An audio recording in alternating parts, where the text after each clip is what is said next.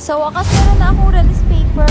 Hi, May. This is our last night here at the hospital. Umuwi na nga muna ako para maligo. Grabe no, magsi 7 PM na pero ganito pa rin kaliwanag. Napaka-haggard na kasi ng person kaya kailangan ko nang umuwi. At eto, nagpagas muna ako. Baka maubusan ako, mahirap magtulak. Huy, tapos na ako naligo. Tapos na din ako kumain at saka pabalik na ako. Pwede nala ko na lahat ng mga parcels ko na kailangan kong i-video. Actually, hindi. 2 klase lang pala yung dinala ko. May mahirap na kasi baka pag may mahirap na dahil yung mga iba kong parcel, lapit na ako ma-deadline. Be, napakahirap naman ito. Yung nagbe-video ka tapos manual yung gamit mo.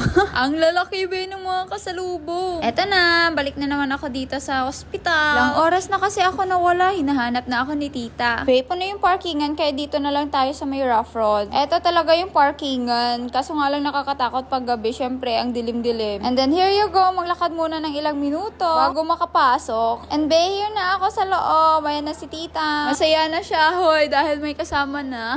Ang hirap kasi yung nakahiga lang tapos wala ka pang kasama, wala ka pang kausap, diba? Eto siya, tawang-tawa siya kasi napakalakas yung music ng kasama dito sa room.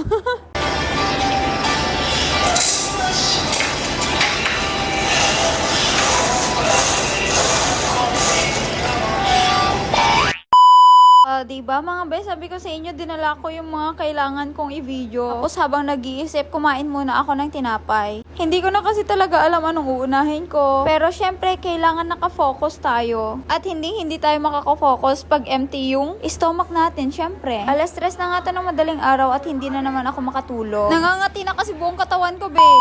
Good morning, be. Grabe, ang aga ko nagising ngayon. 5 AM pa lang kasi na-grounds na ang doktor. Kaya meron silang nireseta, tsaka kinuha ko dito sa pharmacy. Good news, sana lalabas na kami ngayon. Kabalik ko nga sa room. Be, nagugutom na ako, kaya nagkape muna ako. Isa't kalahati to kasi, natry ko na kasi yung isa lang. Be, napakatabang. Kahit naman papano gusto ko yung matamis-tamis, diba? Alam nyo ba, sa isip-isip ko gusto ko talaga ng iced coffee. Unaw ko nga muna siya sa mainit na tubig. Tapos nilagyan ko ng warm water. Be, hindi talaga ako kontento, naghanap ako sa labas kung meron silang cold water, kaso wala be, wala akong magagawa. Kundi bumalik na lang at yung warm na lang talaga. Here you go, magka-coffee muna ako bago ilakad ang lahat-lahat. Waiting na nga lang kasi ako sa billing at sa update nila kung talaga nga bang lalabas na kami ngayon. Be, talagang cravings na cravings ako sa iced coffee. Huwag lang sumunod na sumakit ang lalamunan ha.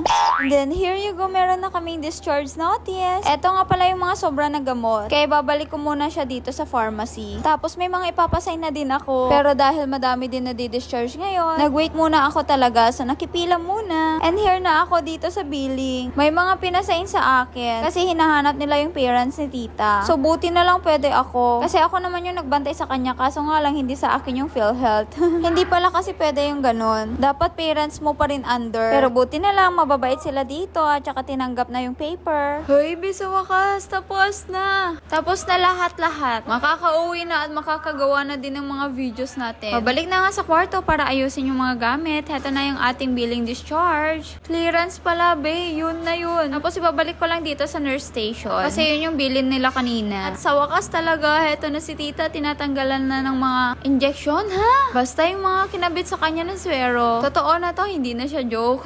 At eto nga, inaayos na namin yung mga gamit. Kasi ilang araw ba naman namin dito, napakadami ng gamit. Inaayos ko na din yung mga extensions. Tapos si tita, inaayos niya na din yung mga chargers. Mahirap nang may makalimutan. Kaya be attentive lagi sa mga gamit, lalo na ako talaga makakalimutin sobra. At eto nga, binibigay niya sa akin yung alcohol kasi nawala na yung lock niya. Eto rin yung pinanlagyan natin na dujo. So, avocado yun kaso nakalimutan ko. Ayun, napanis yung laman. Sayang, na blender pa naman. And then here you go. Discharge na, palabas na kami ng room. Salamat sa ilang araw. Pag-accommodate sa amin dito.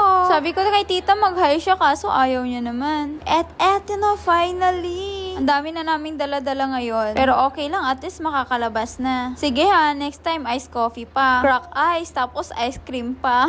Lagi ko kasi siya niloloko. Be, may nakakakilala sa akin kanina. Sabi niyo sa akin, ikaw yung nag-vlog na nagpapasok ng 4 na tao nung isang araw, no? Hay, nakita pala yung mga vlog ko. Wala na, tapos na. Hindi na natin mababalik yun. Pasensya na lang. Sana hindi na bumalik, huy.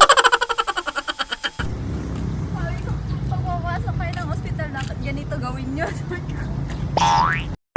Eto na, nasasakyan na kami. Papakainit ba maglakad talaga. Pawis na pawis ang mga persons. Bye-bye, ha? Uwi na nga kami ng bahay. Buti na lang maaga kami dinischarge. Akala ko kasi hapon pa kami makakalabas. And then here you go. Tapos na lahat ng paghihirap. Yung mga gamit ko talaga pang video, kinuha-kuha ko pa. Ayun lang. This is for today's video. Hanggang sa susunod na kabanata.